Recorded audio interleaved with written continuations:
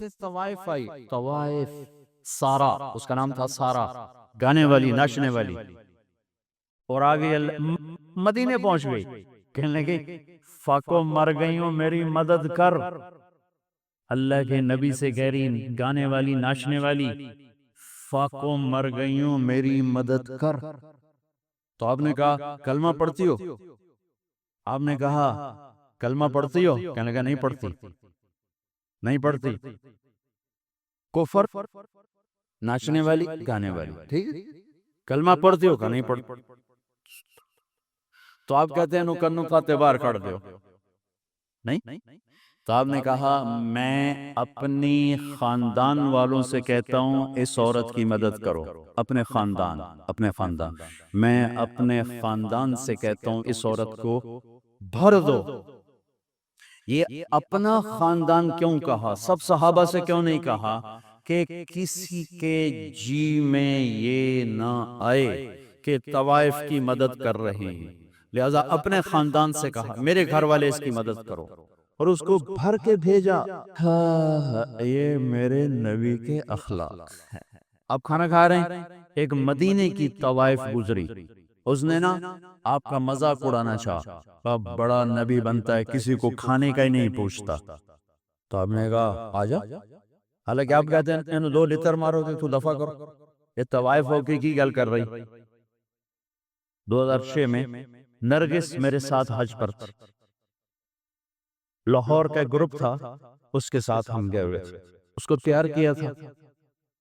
تو عرفات والے دن وہ شام کو اس کا رو رو کے برا حال تھا۔ کیا پتا چلا کہ وہ میٹرس نہیں بچھاتے یہ لوگ جو ہٹ ٹور والے ہوتے ہیں، وہاں 3-4 خواتین بیٹھی تھیں، وہ بھی جا کے بیٹھ گئی، تو انہوں نے اس کو طوائف اور رنڈی اور کیا کچھ کہہ کر وہاں سے اٹھا دی اور بے عزت کیا، بہت زیادہ بے عزت کی۔ تو اس کو اتنی مشکل سے سمجھا بجھا کے اس کو نرم کیا۔ میں نے کہا میں اب کس کے سامنے رونا روں؟ یہ وہ جگہ ہے جہاں میرا اللہ کہتا ہے اتنے گناہ لے کر آؤ جتنے بارش کے قطرے ہیں معاف کر دو، اتنے لے کر آؤ جتنے ریت کے ذرے ہیں معاف کر دو، اتنے لے کر آؤ جتنے درختوں کے پتے ہیں معاف کر دو۔ تو ایک طوائف کے پاس اتنے گناہ تو نہیں ہیں کہ وہ بارش کے قطروں سے زیادہ ہو جائیں، یا ریت کے ذروں سے بڑھ جائیں، یا درختوں کے پتوں سے بڑھ جائیں، لیکن نفرت نفرت نفرت نفرت انسان ہی نہیں سمجھتا۔ ایک ہوتا ہے پیسے کا تکبر، وہ بھی بڑا خوفناک، ایک ہوتا ہے نیکی کا تکبر، یہ پیسے سے زیادہ خوفناک۔ میری گل ذرا کان کھول کے سنے آجے، ایک پیسے کا تکبر ہے، یہ بھی بڑی بھڑی شے ہے، لیکن نیکی کا تکبر اس سے بھی زیادہ ہوتا ہے۔ یہ آدمی کو ایسے ہی گراتا ہے اللہ کی نظروں سے جیسے بڑے بڑے گناہوں سے انسان اللہ کی نظروں سے گر۔ اس کا یہ میں نے آپ کو نمونہ دکھایا کہ اڑ جائے یہاں سے، طوائف ناچنے والے، وہ تو توبہ کرنے گئی تھی وہ، اور اس نے کی توبہ، گھر بیٹھ گئی۔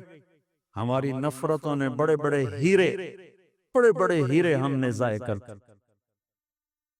نسیم وکی ایک اداکار ہے، اس کی والدہ فوت ہو گئی، میں اس کا جنازہ پڑھانے گیا تو سارے اداکار ہی تھے، 250-300، تو میں نے سب کو بٹھا لیا، عجب ان کے حلیے حال تھے۔ کس ماحول میں؟ ہر گناہ اس ماحول میں ہوتا ہے جس میں وہ ان کی زندگی گزاری، ہر گناہ۔ میں نے ان سے کوئی 20-25 منٹ بات کی، میں نے اتنا کسی کو روتے نہیں دیکھا جتنا وہ نوجوان روئے۔ ہچ کیوں؟ میں نے تھوڑی اللہ کے نبی کی وفات بیان کی، حضرت علی مقام امام حسین کی تھوڑی سی سیرت بیان کی۔ ایک نوجوان ایسا تڑپ کے روتا تھا، اس نے میں دیکھو میں اب رو رہا ہوں، اور جنازے کے بعد میں گاڑی میں بیٹھا اور ریمنڈ تک میں روتا ہی گیا کہ کیسے کیسے ہیرے ہماری نفرتوں نے تباہ کر دی۔ کنجر کنجر کنجر، رنڈی طوائف طوائف، کون جسم کو بیچتی؟ کس نے گھنگرو بندھا پہنائے؟ کس نے اس کو جسم فروشی پہ مجبور کیا؟ یہ کوئی عورت کی فطرت تھوڑا ہی ہے کہ اپنا جسم بیچنے کے لیے منڈی میں آ جائے، اپنے جسم کی نمائش کے لیے گھنگرو باندھے۔ یہ تو نچوانے والے میاں صاحب، سیٹھ صاحب، چودھری صاحب، سردار صاحب، ان کی کلغی سفید رہی، اس کے ماتھے پہ طوائف کا داغ لگا، موت بھی نہ دھو سکتے۔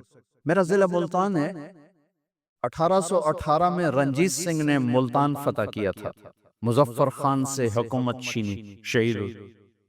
تو اس نے 3 بازار حسن بنائے، ایک ملتان میں، ایک کیروڑ پکا میں، ایک تلمبا۔ تلمبا میرا ہوم ٹاؤن ہے، میرے گاؤں سے 3 کلومیٹر۔ آج سے کوئی 10 سال پہلے میں نے وہاں، مجھے خیال آیا کہ یہ اگر قیامت کے دن انہوں نے گریبان پکڑ لیا کہ ساری دنیا میں تبلیغ کی اور ہمیں آ کے نہ بتایا تو ہم تو مارے گئے۔ وہاں طوائفوں سے ملنا شروع کیا، ان کو کبھی گھر بلایا، کبھی ان کے پاس۔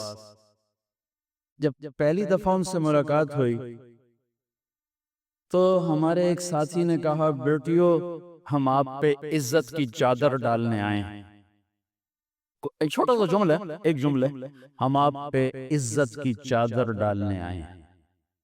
تو وہ ایسے روئیں جیسے کوئی دکھوں کا مارا روتا ہے، کہنے لگی یہاں تو کپڑے اتارنے آتے ہیں لوگ، آپ کون ہیں جو ہم پہ چادر ڈالنے آئے ہیں؟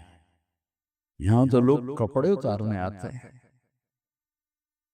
کپڑے اتارنے والے اسی طرح میاں صاحب ہیں، ان کی عزت پہ کوئی فرق نہیں آیا، وہ طوائف بن گئی۔ 10 سال کی محنت کے بعد اللہ کے فضل سے وہ سارا محلہ ختم ہونے کو، کتنی بچیوں کی شادی ہو گئی، توبہ کر گئیں، کتنیوں کے میں نے وظیفے لگا دیے کہ وہ کہا جی جب تک ہماری شادی نہیں ہوتی پھر ہمیں روٹی پانی کا انتظام کر دو، اور کتنوں کے پیغام آتے ہیں کہ جی کہیں ہماری شادی کروا دیں، ہم یہ گندا کام اب نہیں کرنا چاہتے۔ نفرت کرنا کون سا مشکل کام؟ وہ طوائف کہنے لگی یہ کیسا نبی ہے جو کسی کو پوچھتا ہی نہیں؟ آپ نے کہا آجا تو بھی بٹھا لی۔